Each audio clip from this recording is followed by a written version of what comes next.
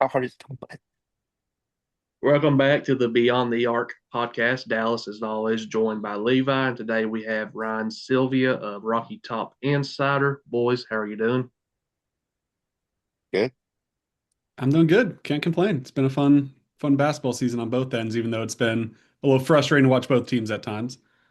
I agree wholeheartedly, and I guess we'll get to the big story of the day. Nate Ament, four-time SEC Freshman of the Week, which is a program record. You know, you've had Rick Barnes mention that while there's been some, I don't want to say not some worries about Nate's performance, but a few doubts there along the way. He had a rough, rocky start. Um, Ryan, I know you've been around the staff pretty much, and their stance has always just been, "It's coming, just wait." All right. Mhm. Yeah, I mean that's pretty much been it since even the preseason. Is it's like, hey, it might take a minute, but it's gonna get there. And I think you saw an out of conference play, at least against some of the lower level competition. It was like, man, there it is. It's all the way here. There's the 20 plus point game.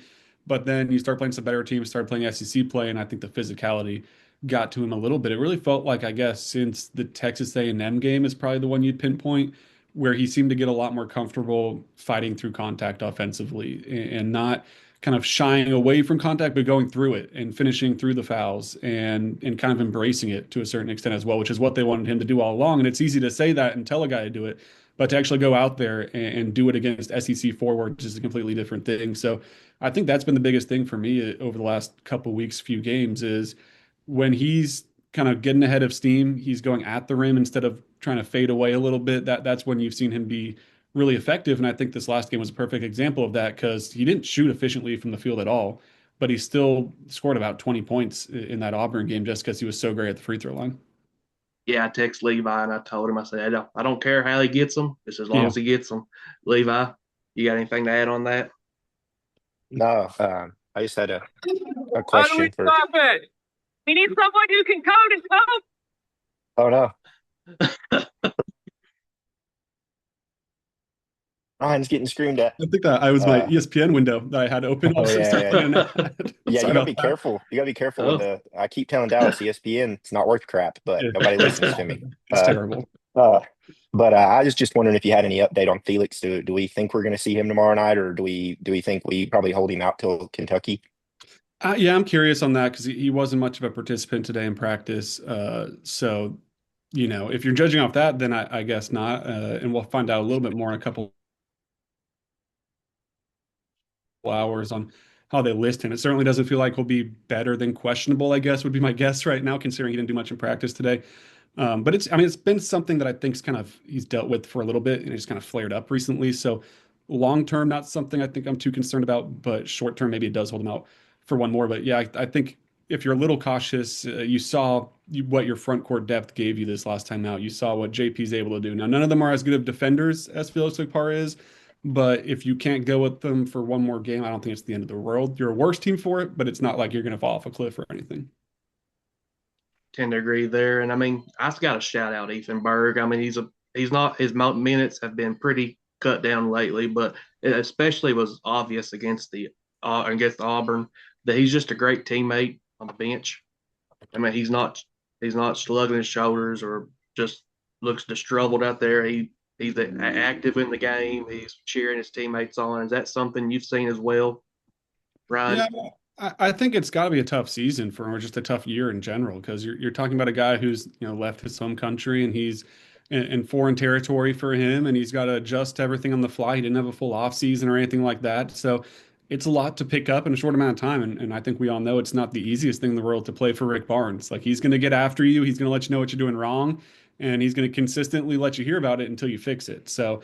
For him, I think it's just kind of staying the course, which it seems to be what he's doing. As you said, it's not like he's sitting there with his shoulders slumped and his head down on the sideline and just kind of in his own world. He's engaged when he does get minutes, even if they're not the prettiest. You can tell that he's trying, I guess. So yeah, it's something I guess just he's staying the course, which is good to see. And even if it doesn't click this year, you never know with the transfer portal and all those types of things. But if he does stick around, it's always good to have someone engaged and hopefully learning from this first season and can pick up next year and maybe be more of an improved, consistent player. Levi?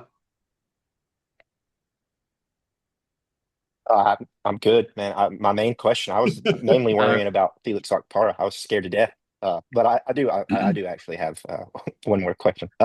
When it we're going to switch to the Lady Vols, if that's okay, Mhm. to jump over to that side. Where can they find sure. consistency? Because it seems that that for a moment there that Caldwell was going to maybe stop the platoon subbing, and then it's kind of slowly worked back to it, and it worked poorly against Mississippi State at home. Um, I just, in your mind, because I know you get to see a lot more than I do, and many people do. Where do you think that that team can actually find some consistency?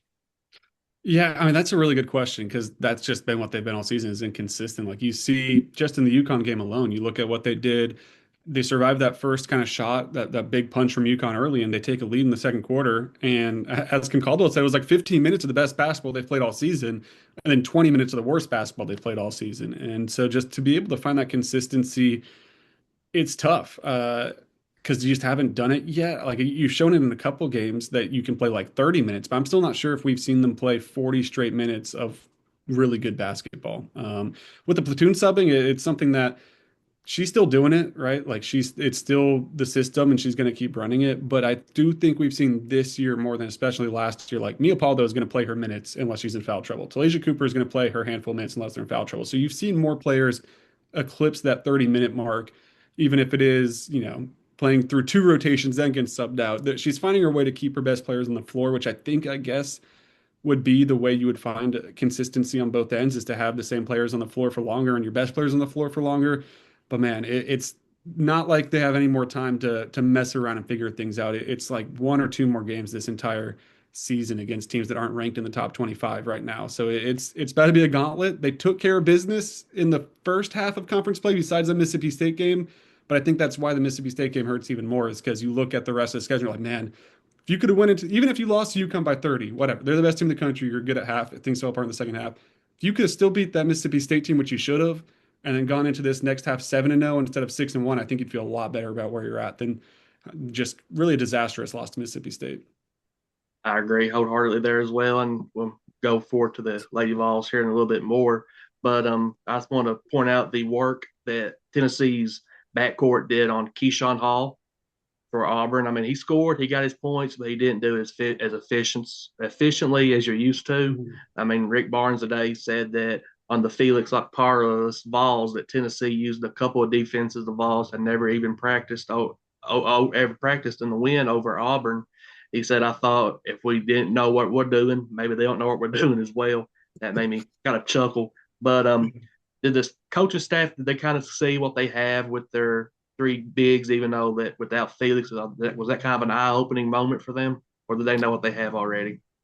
I think you know what you have to a certain extent, but at the same time, like Felix has been a kind of an Iron Man for Tennessee over the last two seasons. He hasn't missed a lot of time, whether that's been in the preseason or in season. I think that was the first game in his Tennessee career that he's missed, which for nowadays is very impressive. So, do you know what you have? Yeah, but do you know what it's going to look like in a game? Not necessarily. And it is something too where Tennessee's defense this year is not as good as it's been in the past. And that's, I think we all could have guessed that when you lose to Kai Ziegler and you lose Jemai Meshack and all those guys that have been around forever, still top 15 defense in the country. So they still have that gear that they can turn on and get to. And I think a big part of that is your front court depth that we just talked about. None of those guys are as good as Felix Okpara as being a rim protector or even stepping out and guarding them on the perimeter if they need to. But the fact that you can have so many options to go out and play in the post and be a big body. And Jalen Carey, it's not like he's easy to move. And JP Estrela's in the same boat. They're not the most polished defenders, but they're really big guys, and it's tough to score on them. So, I think it's something that the coaches probably knew that they could do it if they needed to, but you just hadn't had to use it. And I don't think they want to use it again if they don't have to. It's very interesting. And I mean, going on to this weekend's game against Kentucky, what does Rick Barnes do, in your opinion, Ryan, differently from the last go around, from preparation, the game plan, to maybe try and not allow what the last few moments of basically a collapse that we saw against Kentucky in Food City Center? Yeah, I mean, you got to obviously replicate more of the first half than the second half because if you can do that, then you're going to leave very successful. And I'm not sure if there is just like one thing that you point at from that Kentucky second half where it's like, hey, you just tweak that and everything's fine. You just tweak this and continue everything else, everything's fine. Of course, you're going to use the scout you got the first time around. You're going to update it with things you've seen since, but especially you're going to look at that last game, and it might be an overhaul of some things just because of how poorly things went in the second half. Like it was, there's no way around it. It was an absolute collapse from Tennessee in that second half. So I'm not sure. Like I said, if there's one thing that you just kind of tweak that and you're fine, I don't think it's, and I'm not saying that to say they're screwed and they're going to get killed and it's an impossible challenge for them to win this game. Like they very well could go up and beat this Kentucky team on the road. I don't think anyone would be shocked by that at all. But it is going to be something I think that you have to look at a lot of different areas. It's not necessarily just, hey, you box out more, you win that game. I think it's going to be a whole bunch of things. Levi, you have anything? I'm good, brother. All right. And You're one the final man with the question. questions. One final thing here on Kentucky before we switch over to just Lady Vols. Who on this team do you think takes this matchup Saturday the most personal or personal at all? Is it Jalen Carey with the kind of scrummel with Oway there at the end? Is it Gillespie trying to make up for the turnover he had there at the end, in your opinion, Ryan? I think those are the two guys, and the Jacoby angle too, just because he's a Tennessee kid. He's always liked Tennessee, and this rivalry to any Tennessee fan on the hardwood, like it means the most out of any of those to pretty much any Tennessee basketball fan you talk to. And so Jacoby being a guy from just down the street, you've got to think that it was even more frustrating for him on top of being a player on Tennessee. You're from the area, you know how much that means to everyone, and you know how close you were and how much you should have won that game. So to him, you'd think it means a lot more. And I think Jalen Carey is just someone that, kind of takes everything personal in a good way, in like a fire him up way, kind of the enforcer type of role. So I'm sure that he's not pleased about how that last game went. And then, as you talked about, that little scuffle at the end with Nate Minton kind of in the middle and protecting his guy. And, Jalen Carey's been someone the coaching staff's been really hard on too, because they know how good of a player he can be. And they feel like he's just scratching the surface of what he can be.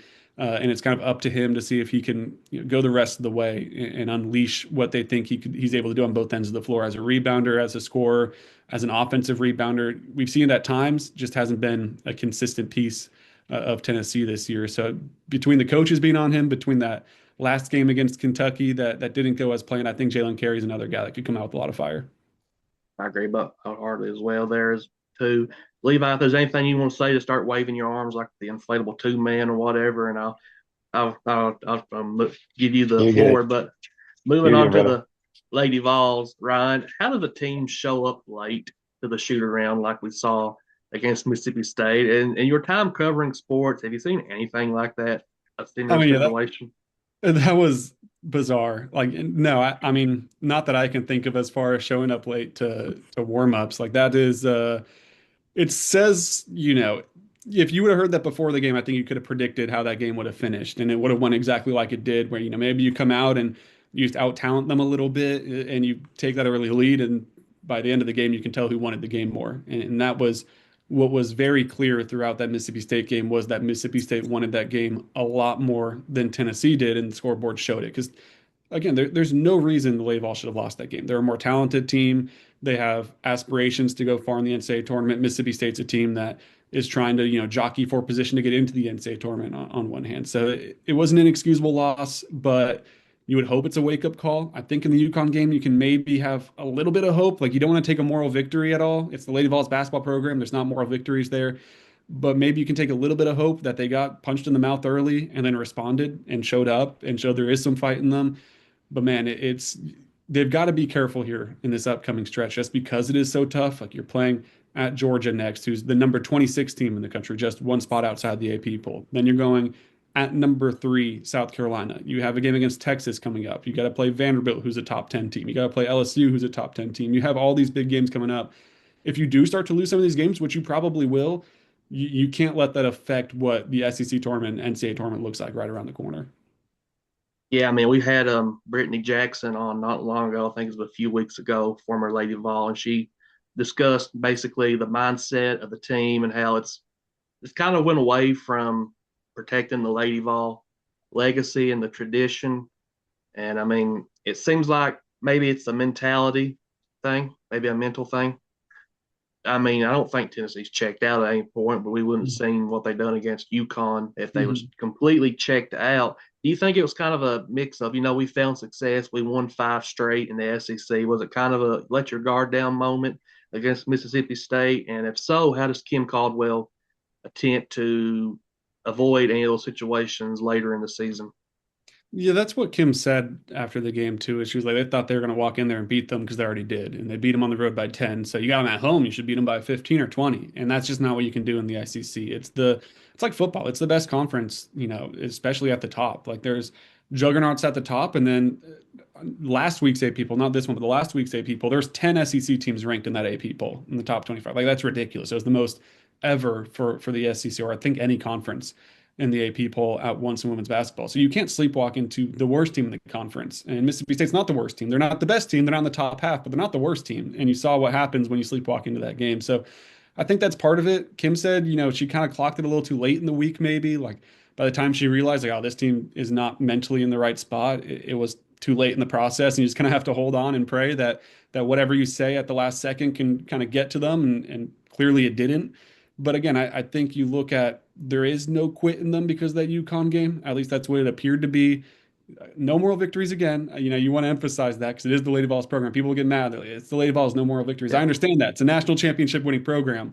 But at least I guess you could have lost that UConn game by 50 points if you weren't careful. And to go out there and to go into the half tied, I guess shows you there is some fight in them. You've just got to figure out a way to put that together for 40 straight minutes because it is unacceptable to lose to UConn by 30 points too. I don't care how good UConn is. The Lady Vols should not lose to any team by 30 points. It doesn't matter.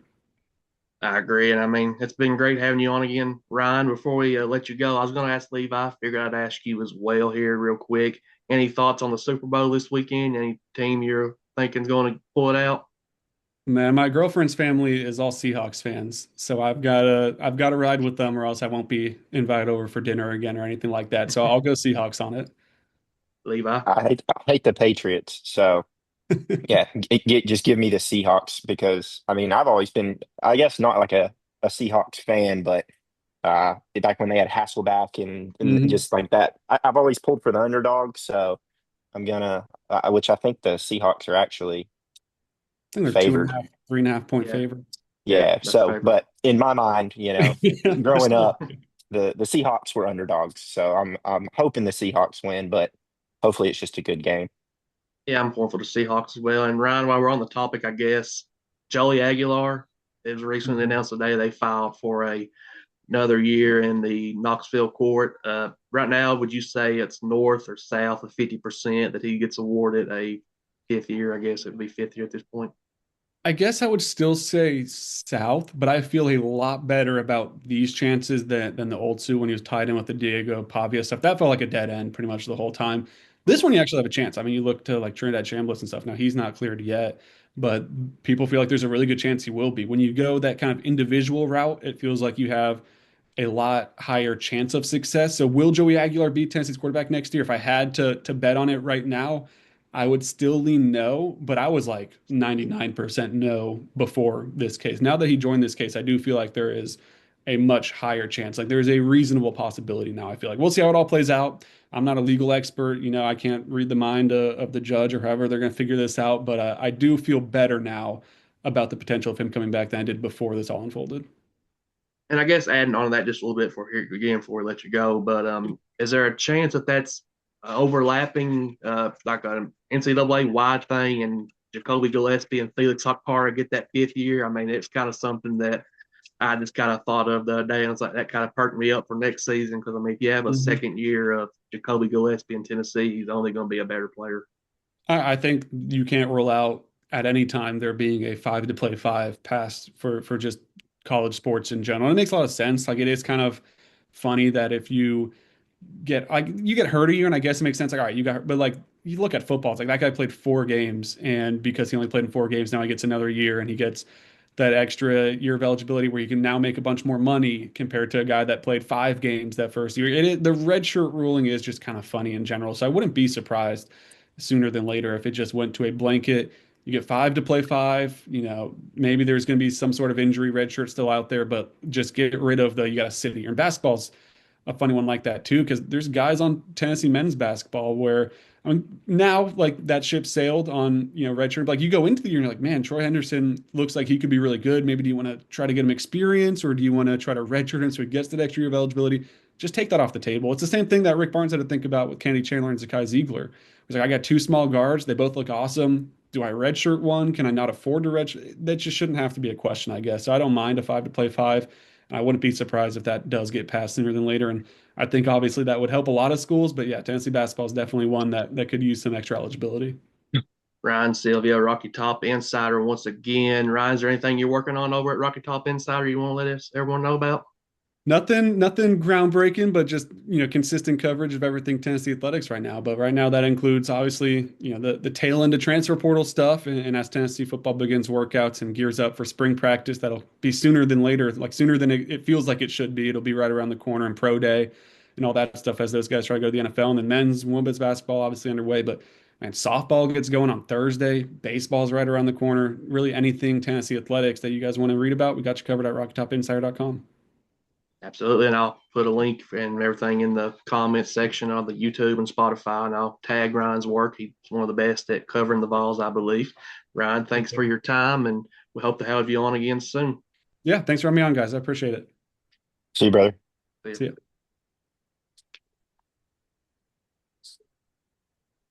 You gonna kick him out, Dallas? Don't kick him out. He looks like a nice guy. See here. I'm having okay, there we go. You can't find nothing today, dude. No, I could not. All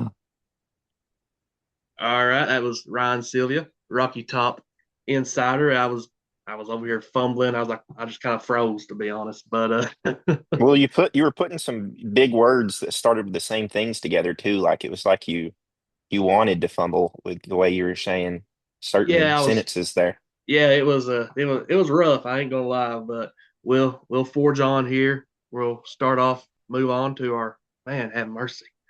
Move on to our college basketball pick'em segment. Levi, this is going to be a tough one for you. You allege me of rigging the You picks. still rig. I don't care what you say, dude. You still rig picks. You pick 5 games, Levi. You go Did I two go and 0 and three. 5? You go Mm. 2 and 3. I go I didn't four have and time to keep one. up with them. I go 4 and 1.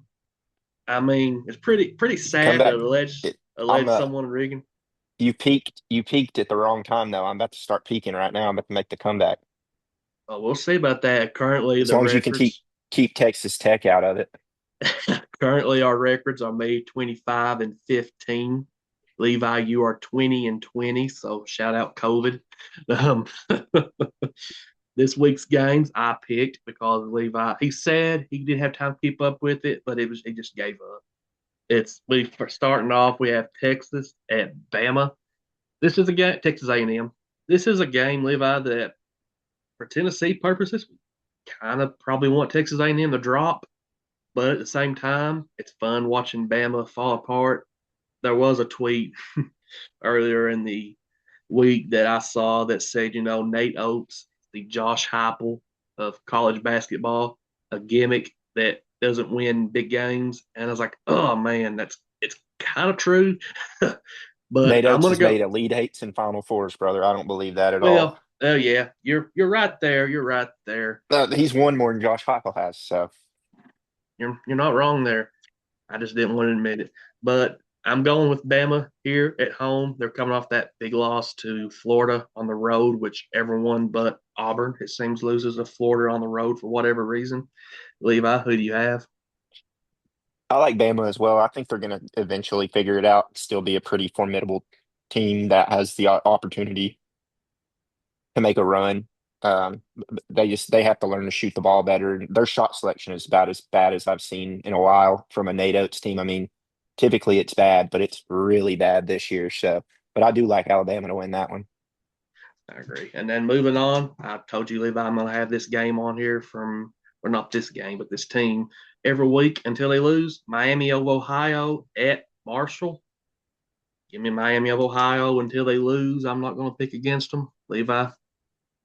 Yeah, I like Miami of Ohio in that one because I honestly think they'll lose tonight. All right, moving on. We have Duke at UNC. Thankfully, this one's actually like 30 minutes before the Tennessee Kentucky game, so I can watch a little bit of it. North Carolina was kind of struggling for a while. They've kind of turned it around, it seems. Caleb Wilson, he's one of the great freshmen of this class, maybe one of the best freshman class ever. We'll see how they perform in the NBA before we say that. But give me Duke to go on the road. Technically, it's on the road, but I mean, it's like, what, an hour, 2 hours away. Give Yeah. me Duke. Give me Duke to pull out the win. Levi, who do you have? I'll have to go Duke as well. I just like their bigs, and I like their coach a heck of a lot more than I like the North Carolina coach. I feel like without that beautiful luck Final Four run that they had, where the refs bailed them out a couple times, I don't see that how Hubert Davis is even still employed at North Carolina. I think this could possibly be his last year, depending on how they perform come tournament time. But I like the fact that Duke has the better bigs, and I also like Shire a lot more than Davis. So I think Shire will have his guys ready to go. Yeah, and speaking of Shire, before we move on to the next game, I actually saw a report. It was a couple of days ago that not Duke, Hellfire, the Chicago Bulls are potentially interested in John Shire if they were to fire Billy Donovan. Do you have any thoughts on that before we move on to the next game? I mean, I'm interested in John Shire if we were to fire Rick Barnes. So I mean, if yeah, and that tells you anything. the the all the comments I saw was like, yeah, they hired Fred Hoiberg, that didn't work. They hired Billy Donovan, that hasn't worked so far. I don't know why they'd go back to the college ranks, but I guess They like the you splash hire, man. They love to be three times a different than charm. everybody. I guess it has to be it. I mean, why not go get Calipari if you're looking for a splash hire? I mean, that would be probably the biggest one they could possibly do. It's true. He is from Chicago too, isn't he? Was he New Jersey? He's from Jersey, I think. He's a Jersey guy because he was up at UMass and always talked about how like the Massachusetts Northeast area is like his home. I guess I've kind of put him together with Derrick Rose there. But moving on, we have Illinois at Michigan State. These home games, man, for Tom Izzo, they're games he normally wins. But I Mhm. really like this Illinois team. Really like Brad Underwood as a coach. I went so far with all road teams except for the Bama game. So give me Illinois again on the road, Levi. Uh, I want to pick Illinois in this one, but I just got to keep sticking with Izzo, and it's bitten me already twice this year. But I'm gonna I'm gonna stick with Izzo once again, and hopefully third time's the charm. So give Once me again, Michigan State. once again, we have Houston at BYU. This is a game that I'm looking forward to a lot. Houston, their defense has been what it's always been. I actually had the over in the Houston Cincinnati game that fell short by 6 points because Cincinnati could not score the ball. That was the You first bet an time. over in a Houston game? You're crazy. Well, that Houston offense, I mean, Kingston Flemings, I thought, he can get, it was 135 is what it was. I was thinking, they can Yeah. get 70, 80. Kingston probably have like 20. I was like, Cincinnati can get 70 or something. Is like, no. I mean, it was the first time I've actually seen Wes Miller coach at Cincinnati. That was awful, man. It's been That was rough. it was an awful game. But This will anyway, this will probably be his last year too. yeah. Anyway, give me Houston against BYU. Levi, who you got? It's at BYU, Yeah, it's at so BYU. those sober Mormons are going to be fired up like always. I don't know what they give them. They must give them like the swig drinks for free or something prior. 'Cause that's where all that comes from is those dirty sodas.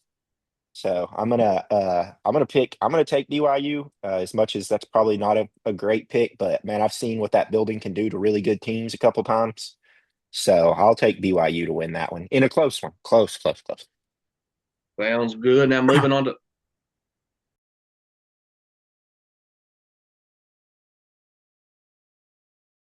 Sorry. oh, sorry about that, guys. We got tuck over by Tennessee Tracy there. I guess I clicked a link or something. I mean, who could do that in 2026? 2026 people. We're not clicking links in the bio and the DMs, and there's no beautiful Russian bride wanting to come to you if you pay her $100. But anyway, Dude, it's anyway, the worst thing is it's not even like one of those links. It's a freaking like, will you boost my Spotify listener links? Like, will you go vote for my Spotify to win an award or some shit yeah. that people are clicking? Like, why?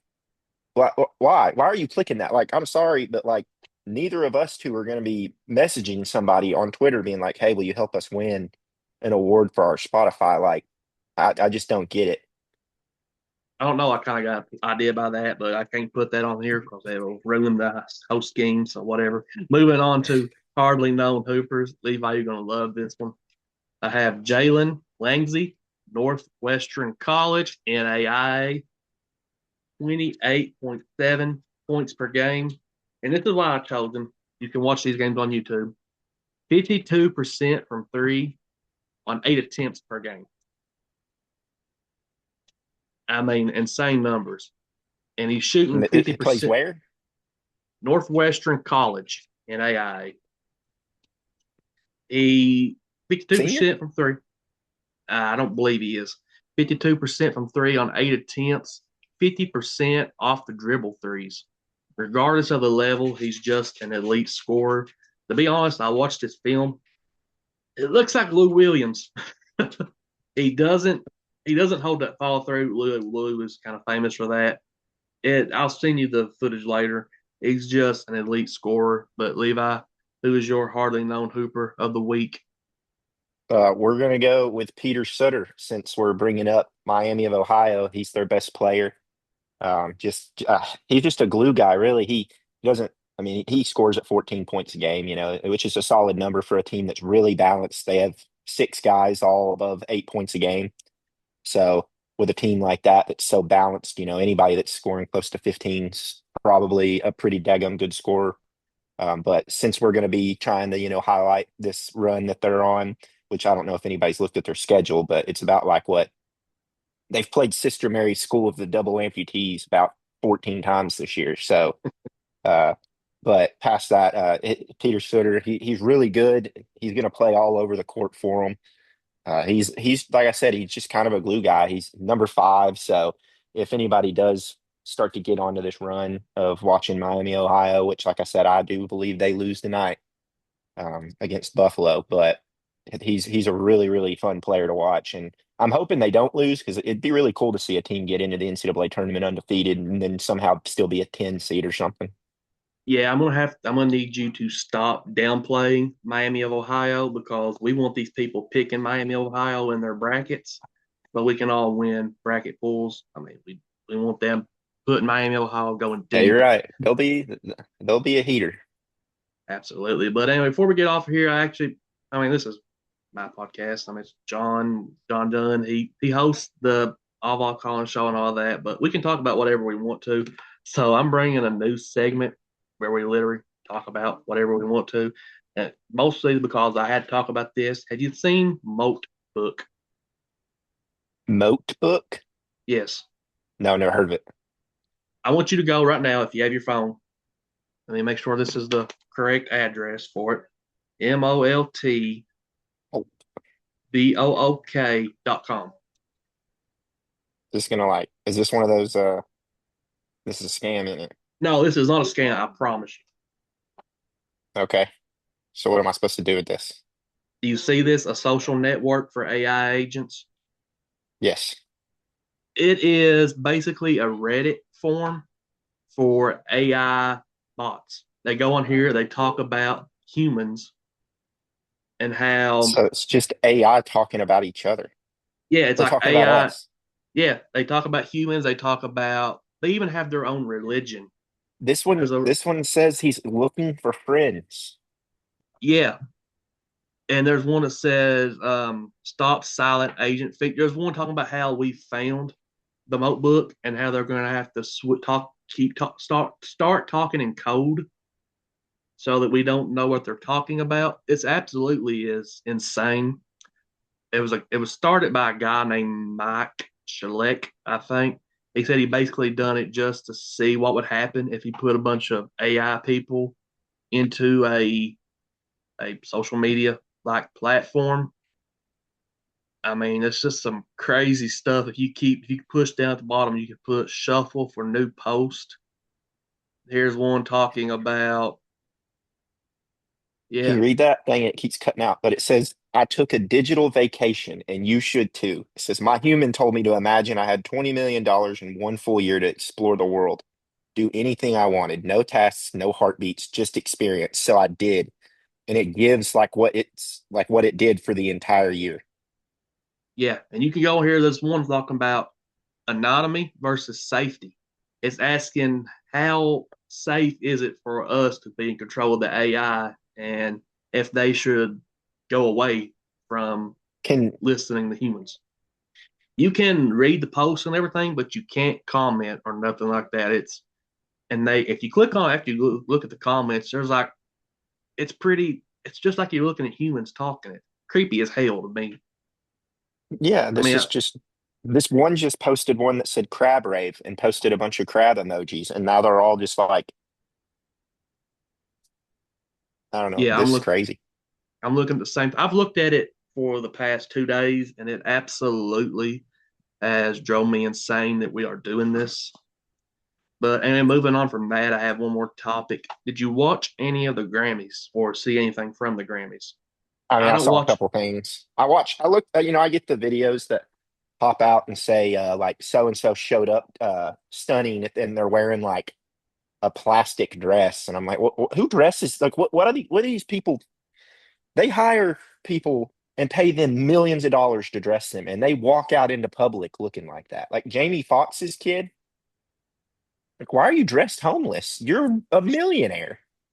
Well, the one I want to talk about really, I don't even know who this person, this woman, I'm believing it's a woman is. I know she's some type of singer or whatever, but Chappelle Roan, is that how you pronounce her Yeah. name? Did Chapel you Roan. Chapel Roan? Did you see her dress? I saw it because of Jamie Foxx's kid. It's hanging, it's hanging from her nipples. It really was. I mean, it's absolutely absurd. Yeah, Jamie Who? Foxx was like introducing his kids to her, like they're huge fans. And it's like my parents would be like, we are not talking to that person. Yeah, here, honey, look at this woman's got chains coming from her nipples. I mean, if I'd done that, I'd get put in jail. Can you imagine if I showed up to this podcast next week with chains from my nipples? You could certainly go for it. I mean, you turned yourself into Peter Griffin one day. That was not me. That was Peter Griffin, my friend. But anyway, that was it for this week's stuff I want to talk about. We'll find some, I know something crazy next week Yeah, that I want. I'll get a topic for that next week. We can call that one like spaghetti code or something. Yeah, that works out fine for me. And maybe we won't have Tennessee Tracy bump in on the show. But And don't click leaks in chat. don't do it. Don't do it. Especially these AI ones, because I mean, as you I see, thought she it's got Silva there for a second. yeah, I did too. It freaked. I was like, is it me? Is it Levi? Is it Ryan? I Who? didn't know. I was the one talking when it happened too, and I was like, Yeah, are these AirPods picking like something up from something else? Like, so it was it was wild. But anyway, thanks everyone for listening. I'm going to try and get this up again tonight. As like usually I do a day before, but I'm gonna do. Ooh, sorry, my attention got distracted there for a moment. But I'm gonna try and get it up tonight. I'll tell you what it's about afterwards. I'll try to get it up tonight. But anyway, go Vols, and hopefully we come back next week to discuss a win at Kentucky. It's Nate Watch, by the way. Yes, that's what I think. That's what I was going to mention earlier, and I was like, I can't remember what I was going to say. But anyway, go Vols, and we'll talk to y'all next week.